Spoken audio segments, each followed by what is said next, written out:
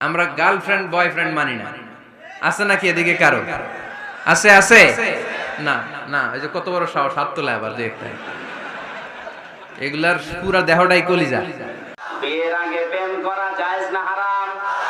বিয়ের পরে প্রেম করা জায়েজ না হারাম? আর বিয়ের পরে প্রেম করা জায়েজ, কিন্তু নিজের বউর সাথে, আবার অন্যের বউর সাথে না। নবীজি বলেন আমার কাছে তিনটা জিনিস খুব ভালো লাগতো। একটা হচ্ছে নিজের স্ত্রী, আর একটা সুগন্ধি, আর একটা নামাজ। আমাদের কাছে অনেকের নামাজ ভালো লাগে, আমরা পড়ি, সুগন্ধিও ভালো লাগে, এই জন্য স্প্রে কিনি। বউ ভালো লাগে, কিন্তু নিজেরটা বাদ দিয়ে অন্যেরটা। এই জন্য তো পরকীয়া প্রেম হয়। আপনি যার সাথে লাইন করেছেন, ওই মহিলার ভেতরে যা যা আছে আপনার স্ত্রীর ভেতরে একই জিনিস আছে, না কম বেশি আছে? আপনি কেন লাইন করলেন? ছোট্ট মাসলা বলছে, যারা পরকীয়া প্রেমে লিপ্ত, এই এলাকায় মনে হয় এই মাসলা না বলাই ভালো। পরকীয়া প্রেম তো নেই, যদি থাকে যারা চালাচ্ছেন, যদি ছেড়ে না দেন, আপনি কিন্তু বেঈমান হয়ে মরবেন, কারণ আপনি একটা সংসার নষ্ট করছেন। কথা বলছেন না কেন? সেদিনে খুলনা থেকে এক মহিলা কল দিয়ে বলছে, হুজুর বিয়ে করলাম, স্বামী আমাকে বাদ দিয়ে অন্য জায়গায় লাইন করেছে, ওরে বাদ দিয়ে অন্য একটা বিয়ে করলাম। দ্বিতীয় স্বামী দেখলো আল্লাহ একটা না দুইটা মহিলার সাথে লাইন, এরাও ছেড়ে দিলাম। এরপরে আর একটা বিয়ে করলাম, আল্লাহ এ দেখি তিনটা মহিলার সাথে লাইন। এখন আমি কি করবো? যদি আর একটা স্বামী পাল্টায়, মানুষ বলবে তোর দোষ। কি করি বলেন? মা বোনেরা অনেক বসে আছে যারা স্বামীদের কাছে অসহায়, নিজের বর। আমাদের সমাজে যুবক যুবতীদের একটা বড় অংশ আজ তথাকথিত ভাবালুতা এবং অবৈধ সম্পর্ক বা প্রেম ভালোবাসায় হাবুডুবু খাচ্ছেন। মুসলিমদের সন্তানরা যখন এই হারাম কাজে লিপ্ত হচ্ছেন, শয়তান তাদের কাছে নানা মুখরোচক স্লোগান তুলে ধরছে এবং শয়তান তার শয়তানি বিভিন্ন যুক্তি তুলে ধরছেন। তেমনি একটি যুক্তি অনেক আমাদের যুবক যুবতীদের কাছে শয়তান তুলে ধরেছেন, আর সেটা হলো যে অনেক যুবক যুবতীরা আজকাল মনে করেন যে বিবাহ বহির্ভূত যে অবৈধ সম্পর্ক করা হয়, তথাকথিত প্রেম ভালোবাসা করা হয়, এটার পরে যদি তারা একে অন্যকে বিয়ে করে নেন, তাহলে প্রেম ভালোবাসার কারণে তারা যে গুনাহে লিপ্ত হয়েছেন সেটি হালাল হয়ে যাবে। মূলত এটি শয়তানি একটি ধোঁকা এবং প্রতারণা। একজন মুসলিমের জন্য আল্লাহ রাব্বুল আলামিনের প্রতিটি নির্দেশকে মানা এবং নিষিদ্ধ বিষয় থেকে দূরে থাকা, এটা তার জন্য আবশ্যক এবং ফরজ। বিবাহের আগে নারী পুরুষের সম্পর্ক সেটা যে পর্যায়ে গড়াক না কেন, এটাকে ইসলাম শরিয়া সম্পূর্ণরূপে হারাম করেছে। এই জন্য আল্লাহ রাব্বুল আলামিন বলেছেন, লা তাকরাবুজ জিনা, তোমরা জিনার কাছেও যেও না। অতএব বিবাহের আগে যদি কোনো ছেলে কোনো মেয়ের সাথে হারাম কোনো রিলেশনশিপে জড়িত হয়, কোনো রিলেশনশিপ তৈরি করে, কোনো সম্পর্ক তাদের মধ্যে তৈরি হয়, এমনকি শুধু যদি কথাবার্তা এবং ছোঁয়া ধরা, একান্তে সময় কাটানো এগুলো হয়, সেগুলোও হারাম। কারণ রাসূল করিম সাল্লাল্লাহু আলাইহি ওয়াসাল্লাম বলেছেন, লা ইয়াখলুওয়ান্না রাজুলুন বিইমরাতিন, কোনো পুরুষ একাকী কোনো নারীর সঙ্গে নির্জনে সময় কাটাবে না, এটা জায়েজ নেই যদি তারা গায়রে মাহরাম হন। এবং নির্জনে যখন তারা একাকী কথা বলবে, সেক্ষেত্রে তাদের মধ্যে বাজে কথা আদান প্রদান হবে। ভালো কথা বললেও সেখানে চিন্তার ক্ষেত্রে মনের জেনাটা তাদের মধ্যে অবশ্যই হবে, এবং আরও নানাবিধ গুনাহের দিক তাদের রয়েছে। তো এইসব বিষয়গুলো যেহেতু আছে, অতএব বিবাহের আগে এ ধরনের সম্পর্ক স্থাপন করা সম্পূর্ণরূপে নিষিদ্ধ এবং গুনাহের কাজ। প্রেম করে বিয়ে করা যাবে কিনা জানতে চাই। মসজিদ, মাদ্রাসা এবং ওয়াজ মাহফিলের জন্য রাস্তায় গাড়ি থামিয়ে টাকা কালেকশন করা যাবে কিনা? আমার দুটি প্রশ্ন উত্তর জানা খুব প্রয়োজন। দেখছেন প্রিন্টেড মেয়ে মানুষের বুদ্ধি একটু বেশি আর কি। আচ্ছা, প্রথমত উত্তর করতে চাই, শোনেন। আজকাল এই মাদ্রাসা মসজিদের উন্নয়নের জন্য অনেক উল্টাপাল্টা কাজ করা হয়। আমি অনেক জায়গায় দেখেছি, আমার মাহফিলও আমি দেখেছি, মাদ্রাসার মাহফিল ছোট্ট ছোট্ট বাচ্চাদেরকে নিয়ে রাস্তাঘাটে রুমাল দিয়ে পাঠিয়ে দেওয়া হয়। এটা জঘন্যতম অপরাধ। চিল্লায় কোন ঠিক কিনা? আপনি না খেয়ে মরে যান, আপনি বাচ্চাদেরকে দিয়ে কেন কাজ করাচ্ছেন? আপনি একজন ইমাম, আপনি একজন হুজুর, আপনাকে ব্যক্তিত্ববোধ বজায় রেখে চলতে হবে। এখন দেখেন ভাই, একজন ছোট্ট ছেলে যদি মোড়ের দোকানে দোকানে গিয়ে চাঁদা তুলে দেন, ভাই দেন, যে মানুষটা মনে মনে নিয়ত করেছিল যে আমার সন্তানকে হাফেজ বানাবো, সাধারণ মানুষ এই ভিক্ষা করা দেখে তার মনটা ভেঙে চুরে চূর্ণ বিচূর্ণ হয়ে যায়। এটা কেন আপনারা করেন? কেন? আপনার যদি কাউকে হেলিকপ্টার দিয়ে নিয়ে আসতে হয়, আপনি বড় মানুষকে খুঁজে বের করেন। বাচ্চাদেরকে দিয়ে রাস্তাঘাটে এভাবে দাঁড়ায় থাকে, দেখেন কীভাবে করে জানেন? গাড়ি যখন যায়, আমি নিজে দেখেছি, হ্যাঁ থামেন গাড়িকে, থামেন থামেন, ছোট ছোট বাচ্চারা এইভাবে দাঁড়ায় থাকে। গাড়িকে বাধ্য করে দাঁড় করায়, তারপরে টাকা তোলে। এটা স্পষ্ট জুলুম, অত্যাচার। আপনাকে মাহফিল করতে হবে না, মাহফিল বাদ দেন। কে আপনাকে মাহফিল করতে বলছে? মাহফিল করবেন বীর পুরুষের মতো, ভিক্ষা চেয়ে মাহফিল করা যাবে না। আল্লাহ বোঝার তৌফিক দান করুক, সকলে পড়া আমিন। সেকেন্ড কোয়েশ্চেন, এটাই আমার লাস্ট। প্রেম করে বিয়ে করা যাবে কিনা জানতে চাই। আচ্ছা ভাই, এটা তো কোনো প্রশ্নই না, এটা তো উত্তর সবার জানা আছে। বিয়ের আগে হারাম রিলেশন কখনো হালাল হতে পারে না, ঠিক কিনা? অনেকে আবার বলে যান 2 বছর চালাও না, বিয়ে তো করেই ফেলবো। আছে না নাই? এটা হচ্ছে ওপরে ফিটফাট, ভেতরে সদরঘাট। তোমার 2 বছর পরে বিয়ের গুষ্টি কিলাই দিবে, ঠিক না? আমার বোনেরা আবেগে পড়বেন না, যুবকরা বড় ডেঞ্জারাস। এরা আজকে আপনারে ভালোবাসে, কালকে তার চোখ ঘুরতে 1 মুহূর্ত দেরি হবে না। আর মেয়েরা কিন্তু খুব বেশি এটা ভালো না, এরাও সুবিধার না। প্রথমে একজন সিঙ্গেল ছেলেকে ভালো লাগে যে মাশাআল্লাহ ভালো আছে, তারপরে যখন একটা সরকারি টাকলা পায়, প্রথমটাকে রিজেক্ট করে ফেলে, বিয়ে করে ফেলে। আল্লাহ বোনদেরকেও হেদায়াত দান করুক, সকলে পড়া আমিন। ইসলাম বলেছে ওয়ালা তাকরাবু জিনা, খবরদার বিবাহ বহির্ভূত গার্লফ্রেন্ড বয়ফ্রেন্ড বলেন, পরকীয়া বলেন, কোন ধরনের শারীরিক সম্পর্ক জায়েজ নাই, এটা হারাম। জিনার কাছেও যেও না।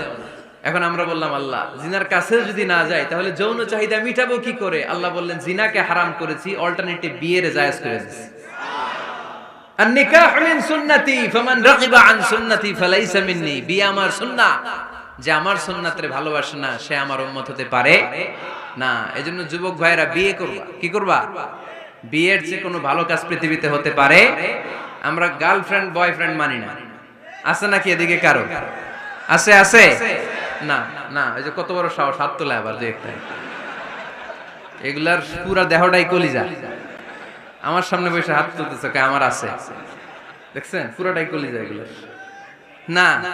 এই জিএফ বিএফ এগুলোর সাথে আমরা নাই। আমরা বিয়ে করব, বিয়ে করলে বরকত দেয় কে?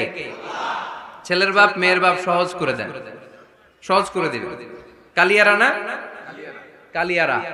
কালিয়ারার ছেলের বাপ মেয়ের বাপ যারা আছেন সহজ করে দেন।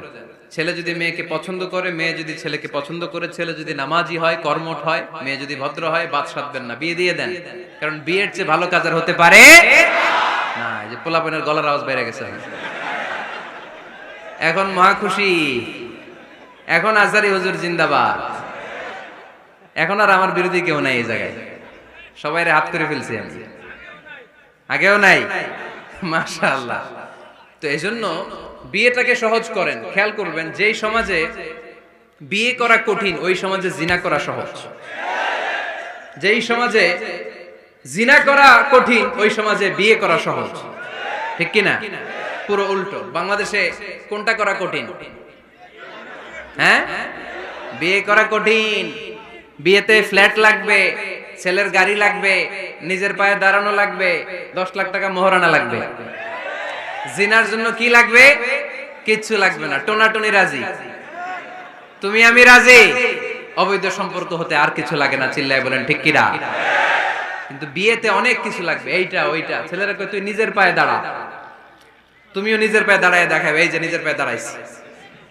তো এতদিন সে কার পায়ে দাঁড়াইছে? নিজের পায়েই তো দাঁড়াইছে। সহজ করবেন, বিয়েরে কঠিন করেন না। এই যে আমার নানা ভাই আছে, নানা ভাইয়ের এখানে যাবেন, নানা ভাইয়ের মসজিদ দেখলাম, কাবা ঘরের যে ডিজাইন, আর্কিটেকচারাল ডিজাইন, ওই সিস্টেমে মসজিদ। আজকে জোহরের সালাত করলাম, ওই মসজিদে নানা ভাই বিয়ে পড়াই দিবে। সবাই চলে যাবে নানা ভাইয়ের কাছে। রাজি আছো সবাই? ওই যে খুশি, সব খুশি। দেখছেন বিয়েটা যে ভালো জিনিস তার প্রমাণ। বিয়ের কথা কইলেই পোলাপান খালি হাসে। এটা জান্নাতি সম্পর্ক, তো এই কারণে সাইয়েদনা আদম আলাইহিস সালাম আর হাওয়া আলাইহাস সালাম দুইজনকে বিয়ে পড়াই দিছিল কে? এই দুইজন এমন দুইজন মানব আর মানবী, ওনাদের কোনো শৈশব ছিল না, ওনাদের কোনো কৈশোর ছিল না, যৌবন দিয়েই শুরু। এজন্য আগে আল্লাহ বিয়ে পড়াই দিচ্ছে। কথা কয় না? ওই মেয়ে, আপনার শৈশব আছে না নাই? কৈশোর আদম আলাইহিস সালামের শৈশব, কৈশোর হাওয়া আলাইহিস সালামের শৈশব, কৈশোর। জীবন শুরু করছে কি দিয়া? যৌবন দিয়ে। বিয়ের দরকার আছে না নাই? এজন্য আল্লাহ জান্নাতেই বিয়ে পড়ায় দিলেন। বিয়ের সম্পর্কটা জান্নাতি সম্পর্ক, বিয়ের ভালোবাসাটা জান্নাতি ভালোবাসা। এর চাইতে পবিত্র ভালোবাসা দুনিয়ায় হতে পারে? তাহলে ইসলাম কোন জিনিসকে হারাম ঘোষণা দিয়ে মুখে কুলু পেটে বসে থাকে না, অল্টারনেটিভ সাজেস্ট করেছে। সুদ খাওয়া হারাম, অল্টারনেটিভ ইসলাম আমাদেরকে বলে দিল ব্যবসা হালাল। জিনা করা হারাম, পরকিয়া হারাম, গার্লফ্রেন্ড বয়ফ্রেন্ডের এই কালচার হারাম, তার বিপরীতে বিয়ে করা হালাল। সুবহানাল্লাহ পড়েন। রাজুলানে তাহাব্বা ফিল্লাহ ইজতামালা তাবারাকা আলাইহি, দুই বন্ধু একসাথে চলে। তো এক বন্ধু খালি মোবাইল করে, কোথায় প্রেমের গল্প করে। তো বলছে, এই তুই যদি গল্প বন্ধ না করিস তাহলে আমি তোর সাথে থাকবো না, কথা শোনেই না। ওই যে তোমার সাথে থাকা বন্ধ শেষ করলাম, এই থাকবে বিচারের মাঠে বিশেষ ছায়া তলে।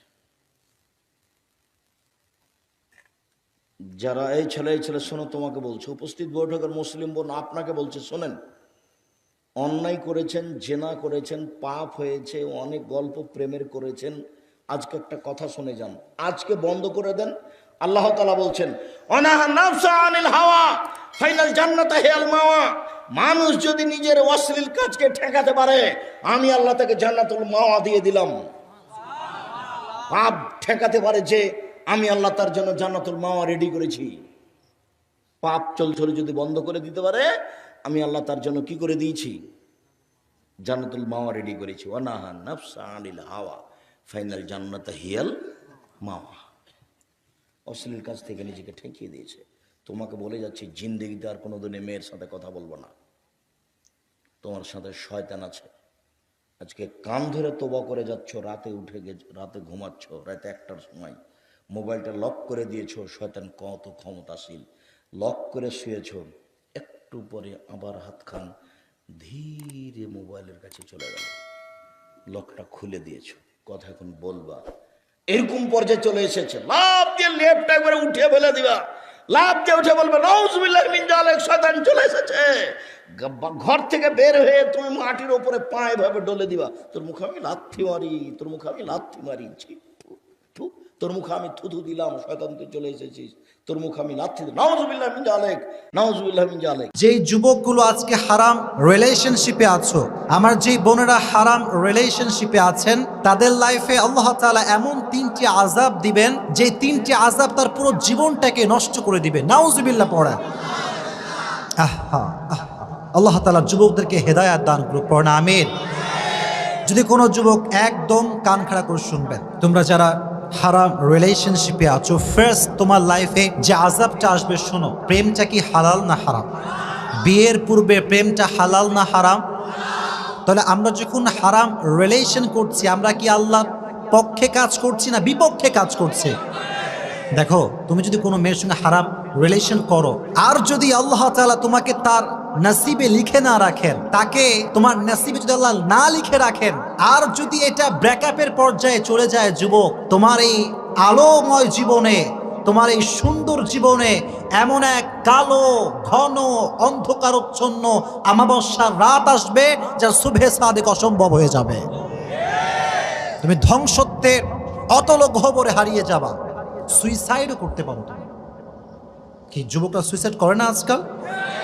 সময় থাকতে ফিরে আসো। দেখো, ওয়ামা আসাবাকুম মিন মুসিবাতিন ফাবিমা কাসাবাত আইদিকুম ওয়া ইয়াফু আন কাসীর। আল্লাহ তাআলা বলছেন, যা বিপদ তোমাদের লাইফে আসে, এটা তোমাদের হাতের কামাই।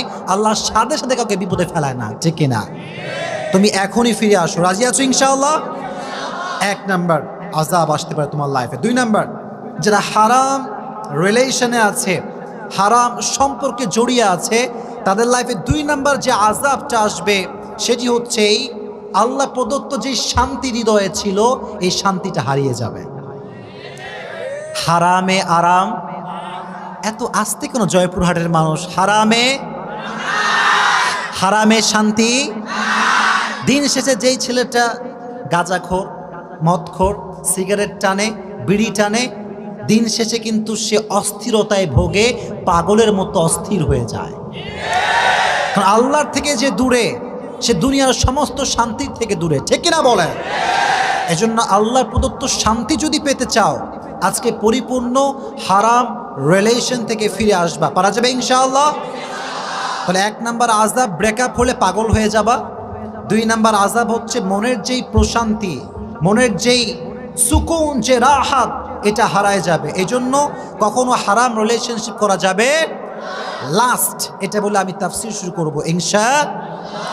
যদি কোনো মেয়ে হারাম রিলেশন করে, যদি কোনো যুবক হারাম রিলেশনশিপ করে, তার লাইফের সবচেয়ে ডেঞ্জার যে পয়েন্টটি আমার কাছে মনে হয় ফ্রম মাই অবজারভেশন, সেটি হচ্ছে মরার কি কোনো গ্যারান্টি আছে?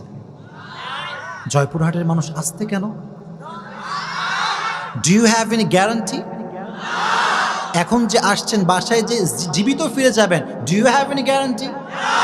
We don't have any guarantee. তাহলে ব্যাপারটা হচ্ছে, তুমি যদি হারাম রিলেশনে থাকো, এখন তুমি নামাজ পড়ছো, মাশাআল্লাহ, তুমি কোরআন তেলাওয়াত করো, মাশাআল্লাহ, তোমার দাঁড়িয়ে আছে, মাশাআল্লাহ, এভরিথিং ইজ ওকে, ফাইন, কিন্তু তুমি এত আমল করতেছো সারা দিন, রাতে যখন বলতেছো হ্যালো জান, তোমার সব আমল